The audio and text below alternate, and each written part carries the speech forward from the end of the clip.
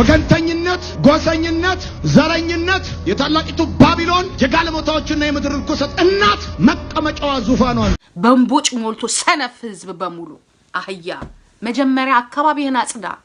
መጀመሪያ እንቦጭ የሞላውን የጣናን ሐይቅ አጥራና ስለ አዲስ አበባ ታወራን። መተልታ ገማው ነው እንደ አዲስ አበባን ራሱ ሄድና ስለ ራስ አውራ።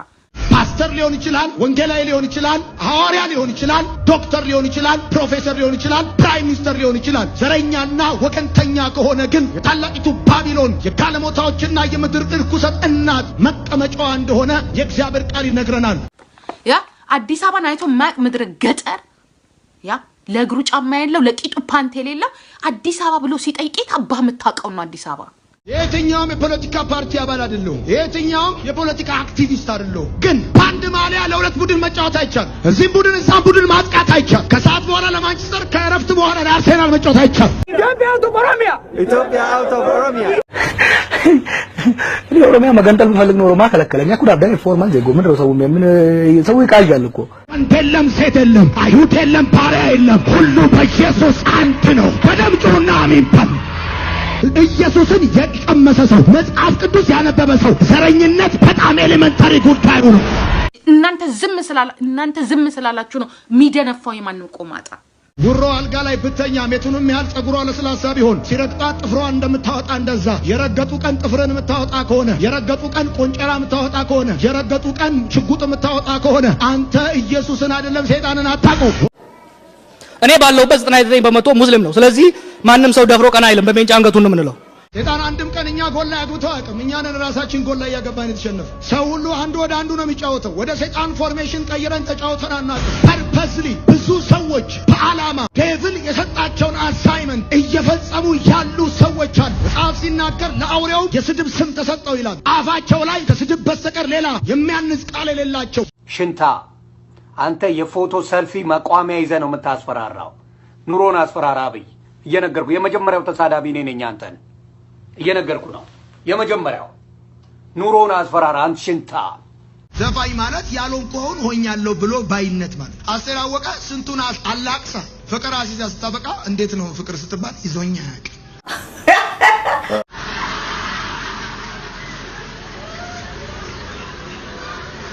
ዘፋኝነት ያልሆንኩውን ሆኛለሁ ባይነት የአሕዛብ ልማድ ነው። አልፈራም ነገን አልፈራውም ብለህ እቤት ስትገባ ትራስ አቅፈህ አንለያይ የሚለውን ዘፈን እየዘፈን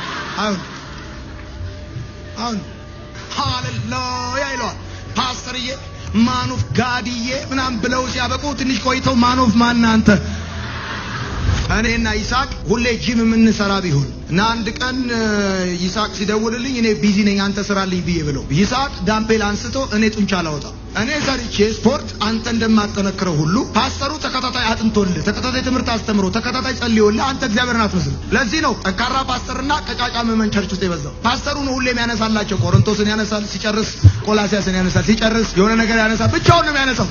ሰው ምንም አያነሳው፣ ቁጭ ብሎ ነው የሚያነሳው። ጸልይልን ፓስተርዬ አንተ እንደፈለገ እጅን ጫንብን አንድ ቃል አውጣብን አይሉታል ይላል እሱ። ከዛ እነሱ ይናገሩ። ፓስተሩ በጣም ጠንካራ ውጣ ሲል ይወድቅ። እነሱ ታይሰንን ለመምሰል ምንድነው ማድረግ ያለብህ? ጠዋት ተነስተ ምንድነው ማድረግ ያለብህ? መሮጥ ነው አይደለም? ከሮጥ ካይሌን ነው የምትመስለው። ክራይስት ለመምሰል ምንድነው ማድረግ ያለብህ? ጠዋት ተነስተ ሞባይል ሳይሆን ማንሳት ያለብህ ሉቃስ ነው ማንሳት ያለብህ። ፌስቡክ አንስተ ክራይስትን አትመስልም። ተከታታይ ምትበላ የለም። ተከታታይ ፊልም እያየ እናት ላይ ጥገኛ ሆነ አልጋውን አጎርጉደ ተኝተ ክራይስትን በፍጹም አትመስል። ተመሳስሎ ሲናደፍ የነበረው ሁላ ስትቆሰቁሰው መገለጥ ይዞ አሁን እቺ ሰሞኑን የመጣችው እሳት ጥሩ ነች። ብዙ ሰዎች ውስጥ ያለች እፉኝት ወጣለች። እንዲህ ብሏል። አሁን እፉኝቱ ማን እንደሆነ የትኛውን ሊነድፍ እንደፈለገ ያስታውቃል። በቃ አብረው ሲያመልኩ የነበረ ወጣትና አገልጋይ ላይ ቆንጨራ ያነሱ ፊት ለፊት ነን አለችኝ አንድ እህት እዚህ መታ አዲስ አበባ ፊት ለፊት ነን። ችግር ተነሳ እንተዋወቃለን። ከዛኛስ በቃ ምንገባበት ጠፋን። እያየናቸው እቃችንን ጭነው ቤታቸው ገቡዋል። አንድ ቸርች ነን እቃ ያለው እዛ ቤት ነው አለች። እንደዚህ አይነት ክርስትና፣ እንደዚህ አይነት ህዝብ፣ እንደዚህ አይነት ምዕመን፣ እንደዚህ አይነት ዲያቆን፣ እንደዚህ አይነት ፓስተር፣ እንደዚህ አይነት ወንጌላዊ፣ እንደዚህ አይነት ዶክተር፣ እንደዚህ አይነት ፕሮፌሰር እህትን ደፍሮ ሽለላ እናትን ደፍሮ ፉከራ የትም አያደርስም። የታላቂቱ ባቢሎን የጋለሞታዎችና የምድር ርኩሰት እናት መቀመጫ ዙፋኗ ናቸው አለ ለዮሐንስ ሲነግር። ማይንዳቸው አልተለወጠም አለ፣ አልተቀየረም አለ። መብት የለም አቶ አምባቸው፣ መብት የለም ቆማጣ በስባሳ። መጀመሪያ ሂድና ክልልህ ላይ ያለውን ጫማና ምግብ አረቄ እንትን የሚለውን ሂድና መጀመሪያ ስለ ክልልህ ምግብ አብላው። አብይ ሶሻል ሚዲያ ላይ ሄትሪዝም ማለት ጥላቻን የሚሰብኩትን በ3 ዓመት እስራት ምናምን ቀጣለሁ አለ። ምን ታረጋለህ? ትቀጣለህ፣ 3 ዓመት እስር ቤት ትገባለህ። ዱቄታም በልልኝ ዮኒ ማኛ you are little bitch ብለዋል በልልኝ። እስቲ ማን አባቱ እንደሚቀጣኛ ያለው tell this nigga you are little bitch ብለዋል ዮኒ ማኛ በሉልኝ። የሰይጣን ቁራጭ እንደሆነ ነው የምነግራችሁ። ይሄ ማስፈራራትን ሄደ ትዳርን አስፈራራበት። ሽንታ አንተ የፎቶ ሰልፊ መቋሚያ ይዘህ ነው የምታስፈራራው። ኑሮን አስፈራራ አብይ እየነገርኩ የመጀመሪያው ተሳዳቢ ነኝ አንተን። የጥላቻ ንግግር ወይም ሄት ስፒች የግለሰቦች ወይም የቡድኖች ሃይማኖት፣ ብሔር፣ ዘር ወይም አካላዊ ሁኔታ ላይ ያነጣጠረ የጥቃት ንግግር ወይም ሌላ የሚዲያ ውጤት ነው። ይህም በሁለት ግለሰቦች መካከል ካለ የቃላት ልውውጥ ጀምሮ በትላልቅ መገናኛ ብዙሃን እስከሚሰራጭ ይዘት ሊዘልቅ ይችላል። እስኪ ወደ ኋላ እንመለስ። እንደ አውሮፓውያኑ የዘመን ስሌት በ1994 በ100 ቀናት ውስጥ 800,000 ሰዎች የረገፉበትን የሩዋንዳን የዘር ጭፍጨፋ እናስታውስ። በወቅቱ RTL በተሰኘ ሬዲዮ ጣቢያ ሲተላለፉ የነበሩ የጥላቻ መልእክቶች ለዚህ አልቂት የነበራቸው ሚና ከፍተኛ ነበር። ጣቢያው በተለይ ጭፍጨፋው ከመካሄዱ 30 ቀናት በፊት ሲያስተላልፋቸው የነበሩ የጥላቻ ንግግሮች ዜጎች በጭፍጨፋው በስፋት እንዲሳተፉ ሰበብ ሆኗል። ታዲያ ይህ የአጉራችን የታሪክ ክስተት የጥላቻ ንግግርን የመጨረሻ ውጤት አሳይቷል።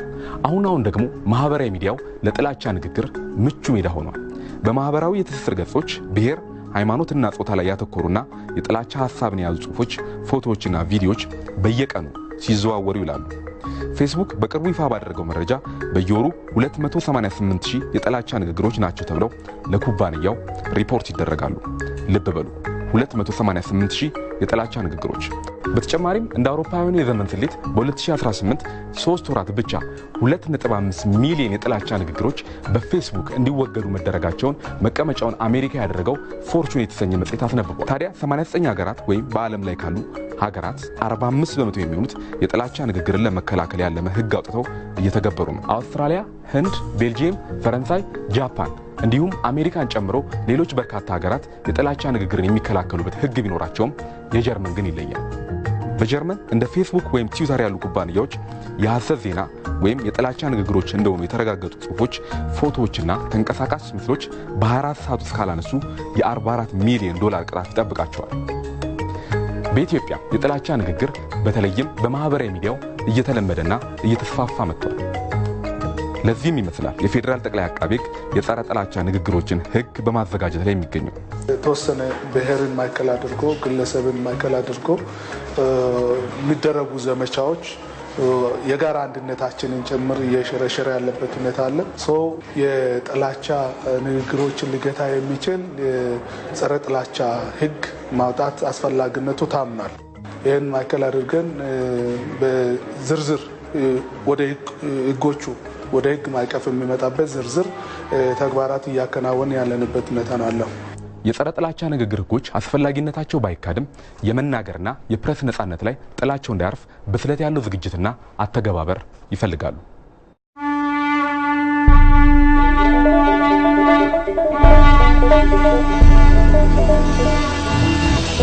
እጅግ የተከበረ ማዕድ፣ ግዙፍ ዓላማ የሰነቀ ራዕይ፣ ጋባዥ ኢትዮጵያውያን፣ ተጋባዥ ኢትዮጵያውያንና የኢትዮጵያ ወዳጆች፣ አስተናጋጅ ክቡር ጠቅላይ ሚኒስትር ዶክተር አብይ አህመድ።